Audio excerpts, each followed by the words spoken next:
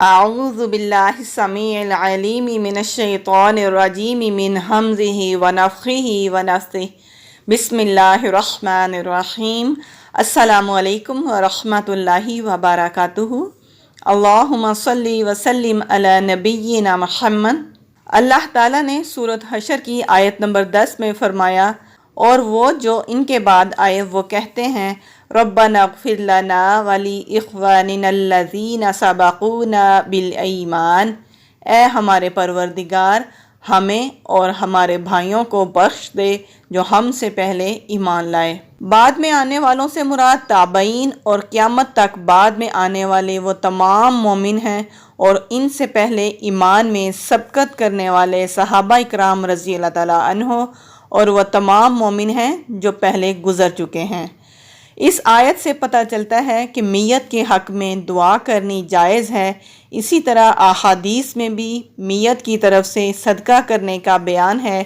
ان دونوں کا فائدہ مرنے والوں کو پہنچتا ہے، یعنی کہ دعا کرنا اور صدقہ کرنا دونوں کا فائدہ میت کو پہنچتا ہے، اس لیے یہ دونوں کام صحیح ہیں۔ صحیح بخاری اور صحیح مسلم کی حدیث ہے، حضرت عائشہ رضی اللہ تعالیٰ عنہا سے روایت ہے کہ ایک آدمی نے نبی کریم صلی اللہ علیہ وآلہ وسلم سے عرض کیا، میری ماں اچانک وفات پا گئی ہے اور میرا خیال ہے اگر اسے کچھ بولنے کا موقع ملتا تو وہ صدقہ کرنے کی تلقین کرتی، پس کیا اگر میں اس کی طرف سے صدقہ کروں تو اسے اجر ملے گا؟ آپ صلی اللہ علیہ وآلہ وسلم نے فرمایا ہاں۔ اس حدیث سے ہمیں پتہ چلتا ہے کہ میت کی طرف سے صدقہ کیا جائے تو اس کا ثواب اس کو پہنچے گا، جیسے دعا کا فائدہ میت کو پہنچتا ہے اگر اللہ تعالیٰ قبول فرما لے۔ صدقہ اور دعا ایصال ثواب کی یہی دو صورتیں ہیں جو کہ جائز ہیں۔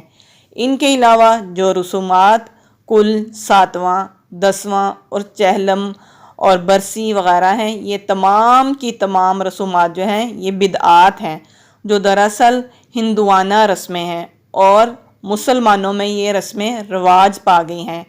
اسی طرح قرآن خوانی بھی ایصال ثواب کا مسنون طریقہ نہیں ہے۔ یہ تمام کی تمام چیزیں بے فائدہ ہیں جن سے میت کو کچھ بھی حاصل نہیں ہوتا۔ میت کو فائدہ صرف دو صورتوں سے ہی ملتا ہے جو کہ صحیح حدیث سے ثابت ہیں، اور وہ دو فائدے ہیں، دعا کرنا اور صدقہ کرنا۔ اور صدقہ بھی وہ ہوتا ہے جو اولاد کی طرف سے کیا جائے، کیونکہ حدیث میں اولاد ہی کی طرف سے صدقے کا ذکر ہے، اس لیے غیر اولاد کی طرف سے ایصال ثواب کے لیے صدقہ کرنا بھی غیر صحیح ہے۔ اس لیے ہمیں بھی چاہیے کہ جب بھی کوئی فوت ہو جائے تو ہم اس کے لیے دعا کریں، اور جو اولاد ہے وہ اپنے والدین کے لیے دعا بھی کرے اور صدقہ بھی کرے، اور جو اس کے رشتہ دار ہیں ان کو چاہیے کہ میت کے لیے زیادہ سے زیادہ دعا کی جائے جس کا فائدہ میت کو پہنچتا ہے۔ صحیح مسلم ہی کی ایک اور حدیث ہے، حضرت ابو ہریرہ رضی اللہ تعالیٰ عنہ سے روایت ہے کہ رسول اللہ صلی اللہ علیہ وآلہ وسلم نے فرمایا، جب انسان مر جاتا ہے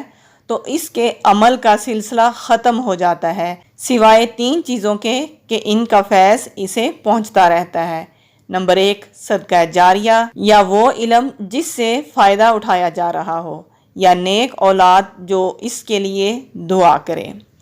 یہ تینوں عمل ایسے عمل ہیں جو دراصل انسان کے اپنے عمل ہیں، جو کسی نہ کسی انداز سے اس کی موت کے بعد بھی جاری رہتے ہیں۔ مثلاً ایک مسافر خانہ بنا دینا، ہسپتال بنا دینا، کوئی مسجد اور مدرسہ اور کنواں وغیرہ بنوا دینا، یہ صدقہ جاریہ کی قسمیں ہیں۔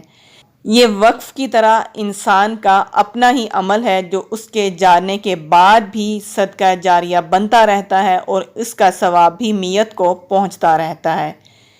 اس طرح وہ علم جس کی اس نے لوگوں میں نشر و اشاعت کی اور لوگوں نے اس کی اقتداء کی، یعنی کہ اس کی پیروی کی، اس کے علم کو سمجھا اور اس پر عمل کیا، مثلاً قرآن و حدیث پر مبنی کتابیں لکھیں،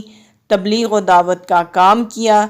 درس میں بیٹھ کر ہزاروں شاگردوں کو قرآن اور حدیث کا علم پڑھایا، اور دن رات صرف کر کے لوگوں کو قرآن و سنت کے سانچے میں ڈھالا تو یہ اس کی کوشش اور یہ اس کا اچھا عمل ہے جو حدیث سے ثابت ہے کہ یہ عمل کرنے والوں کو بھی مرنے کے بعد اس کا ثواب اسے پہنچتا رہتا ہے، کیونکہ اس نے جو بھی قرآن و حدیث اور جو بھی دین کا علم پھیلایا، لوگ جب اس کو سنیں گے پھر اس کے مرنے کے بعد اس پر عمل کریں گے، وہ اچھے اور نیک کام کریں گے تو ان نیک کاموں کا بدلہ بھی میت کو پہنچتا رہتا ہے۔ یہ تو ہو گئی ہیں دو صورتیں، صدقہ کی اور علم کی، جو میت کو مرنے کے بعد پہنچتی رہتی ہیں۔